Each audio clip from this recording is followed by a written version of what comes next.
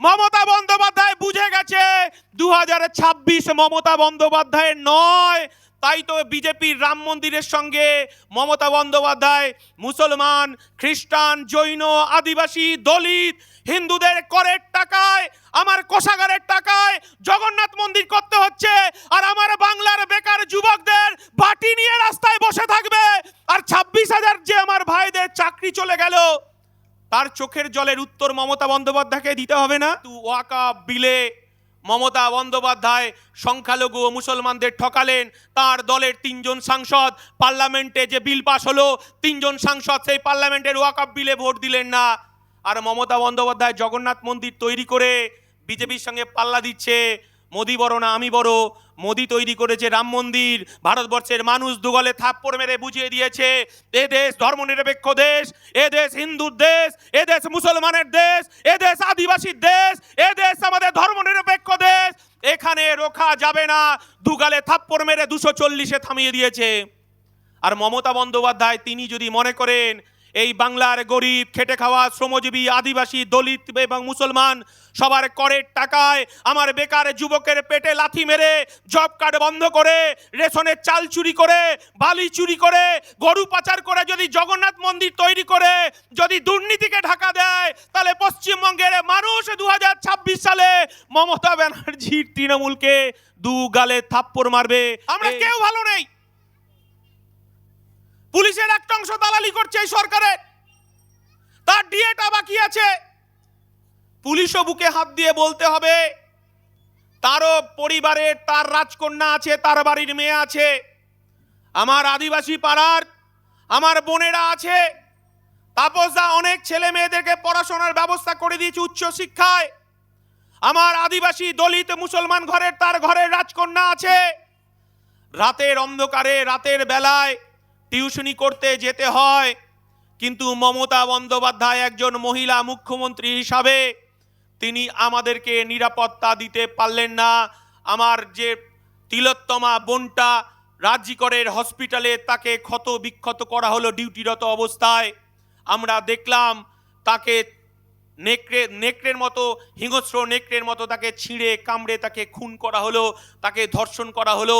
আর মমতা বন্দ্যোপাধ্যায় এই খুনিদের বাঁচানোর জন্য সুপ্রিম কোর্টে লাখ লাখ টাকা রাজকোষ থেকে খরচ করার জন্য এবং দোষীদেরকে আড়াল করার জন্য এবং হসপিটালে যেখানে রেপ হয়েছিল সেই জায়গাটা তথ্য লোপাটের জন্য মমতা বন্দ্যোপাধ্যায়ের পুলিশ, মমতা বন্দ্যোপাধ্যায় সেই কাজ করেছে। মমতা বন্দ্যোপাধ্যায় লক্ষ্মীর ভান্ডার দিচ্ছেন, 500 টাকা থেকে 1000 টাকা হয়েছে। আগামী দিনে বিধানসভার আবার ইলেকশন আসছে, মমতা বন্দ্যোপাধ্যায় সেটা 2000 টাকা করবেন। কিন্তু মমতা বন্দ্যোপাধ্যায় এটুকু বুঝেছে আমার তিলোত্তমা বোনের মৃত্যু এই পশ্চিম বাংলার লাখো লাখো আমার মায়েরা তার বাড়ির রাজকন্যার জন্য, তার বাড়ির রাজকন্যা নিরাপত্তার জন্য রাত জেগেছে। মমতা বন্দ্যোপাধ্যায় বুঝে গেছে 2026 মমতা বন্দ্যোপাধ্যায়ের নয়। তাই তো বিজেপির রাম মন্দিরের সঙ্গে মমতা বন্দ্যোপাধ্যায় মুসলমান, খ্রিস্টান, জৈন, আদিবাসী, দলিত, হিন্দুদের করের টাকায়, আমার কোষাগারের টাকায় জগন্নাথ মন্দির করতে হচ্ছে। আর আমার বাংলার বেকার যুবকদের বাটি নিয়ে রাস্তায় বসে থাকবে। আর 26,000 যে আমার ভাইদের চাকরি চলে গেল, তার চোখের জলের উত্তর মমতা বন্দ্যোপাধ্যায়কে দিতে হবে না?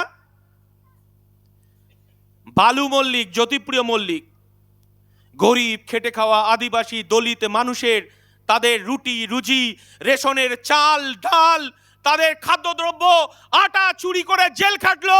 আর নির্লজ্জের মতো মমতা বন্দ্যোপাধ্যায় জেল থেকে বের করে তাকে মালা পরাচ্ছে। এর থেকে আর অপরাধ কি হতে পারে? হ্যাঁ, আমরা পরাজিত হয়েছি, বিধানসভায় অশোকনগরে পরাজিত হয়েছি। মানুষ আমাদেরকে বিশ্বাস করেনি, মানুষ আমাদেরকে ভোট দেয়নি। পঞ্চায়েত নির্বাচনে আপনাদের গোস্বামী দাদারা বসিরহাটে বাড়ি, এখানে এসে ভোট লুট করেছে। নারান্দার কথা বলছি, এই আমি একটু আগে কথা হচ্ছিল যে কিভাবে পঞ্চায়েতের ভোটটা লুট করেছে।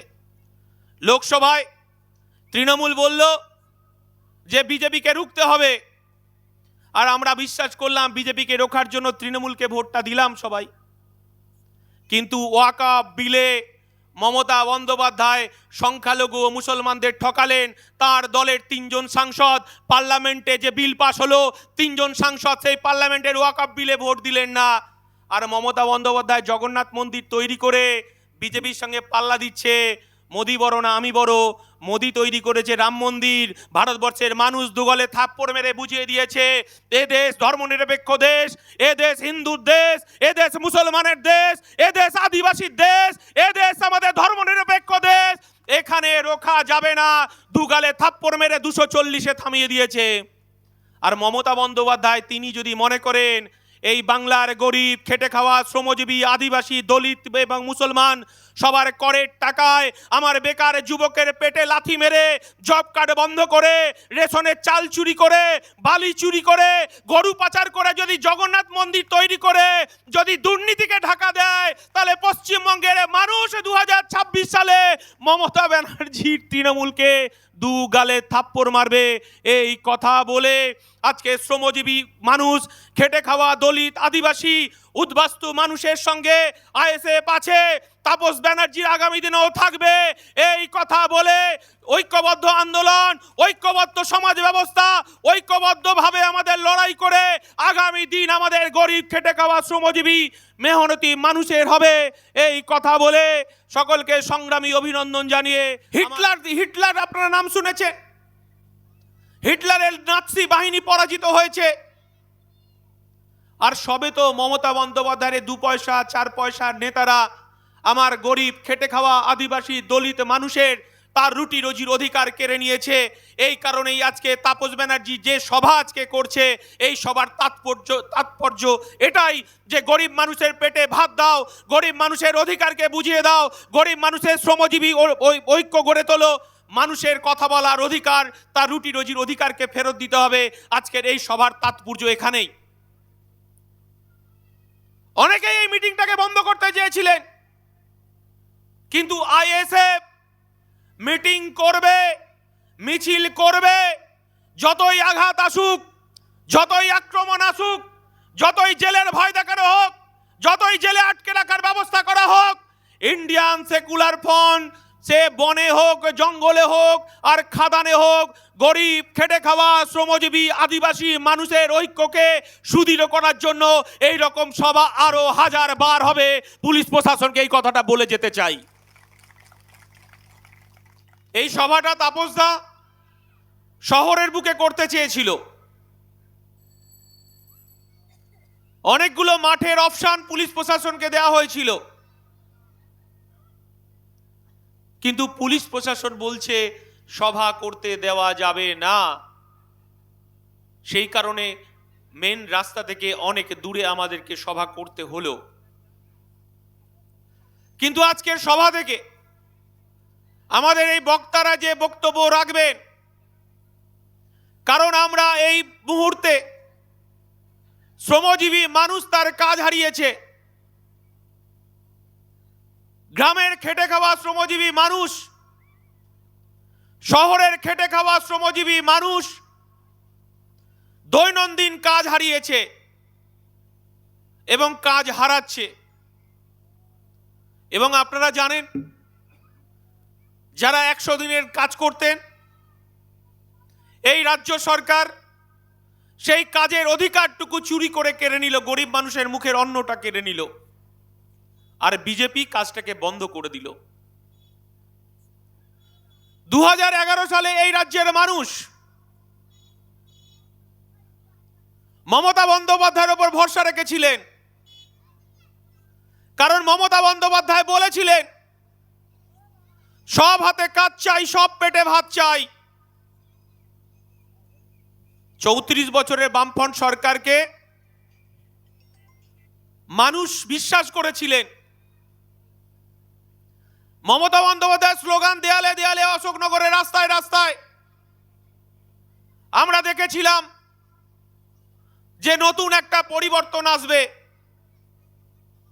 মমতা বন্দ্যোপাধ্যায় স্লোগান দিয়েছিলেন সব হাতে কাজ চাই, সব পেটে ভাত চাই, দলতন্ত্র নয় গণতন্ত্র চাই। মানুষ বিশ্বাস করেছিলেন, কিন্তু আমরা কি দেখলাম? আমরা দেখলাম এই সরকার গরিব, খেটে খাওয়া, শ্রমজীবী, আদিবাসী, দলিত, বেকার, যুবকের পেটে লাথি মেরে এই সরকার গুন্ডারাজ কায়েম করেছে। শুধু গুন্ডারাজ কায়েম নয়, গরিব, খেটে খাওয়া, শ্রমজীবী মানুষ তার অধিকারের কথা যখন এই রাস্তায় নেমে বলার চেষ্টা করেছে, তার গণতান্ত্রিক অধিকারকে কেড়ে নিয়েছে, তার কণ্ঠকে রোধ করার চেষ্টা করা হয়েছে। আর বিজেপির কথা না বললেই, যত কম বলা যায় বিজেপির কথা তত ভালো।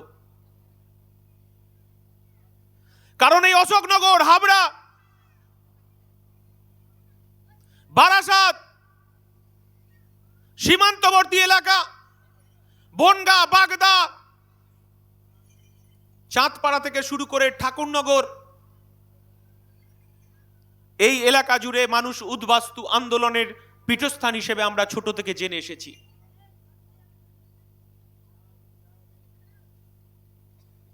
উদ্বাস্তু আন্দোলন, দুর্বার আন্দোলন, কলোনির আন্দোলন, রুটি রুজির আন্দোলন, খাদ্যের আন্দোলন, রেশন কার্ডের আন্দোলন,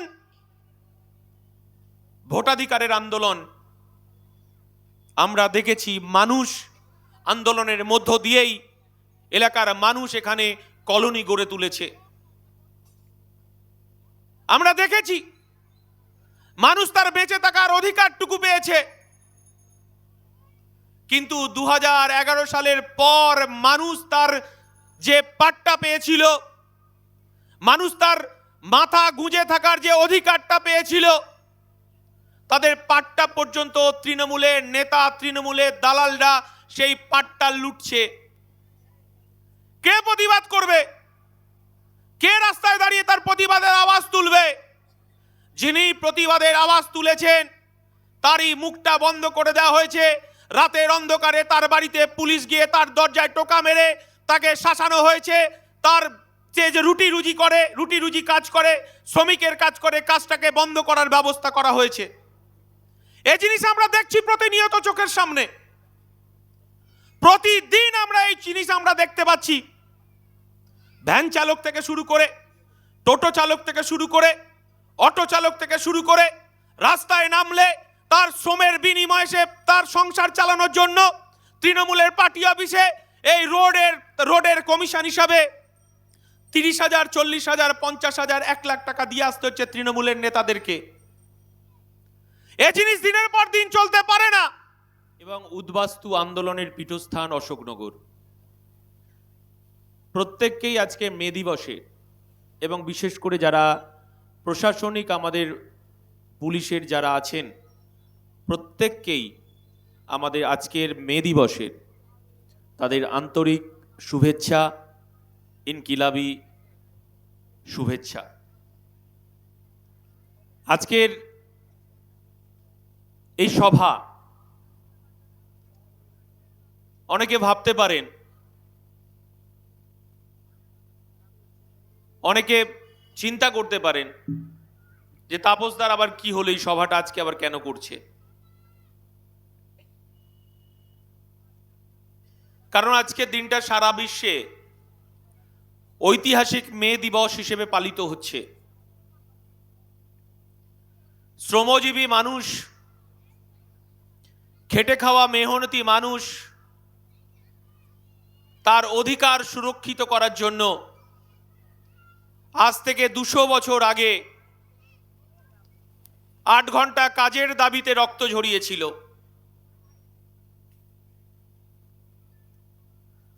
কারণ চিরকাল শ্রমিক শ্রেণীর রক্তের বিনিময়ে মালিক শ্রেণীরা তারা পুঁজিপতি এবং পুঁজিবাদের দিকে তারা অগ্রসর হয়, এবং শ্রমিক শ্রেণীর তাদের লাশের ওপর, তাদের রক্তের ওপর ইমারত তৈরি করে, অথচ শ্রমিক শ্রেণী বঞ্চিত থাকে। আজও সেই ধারা বহমান।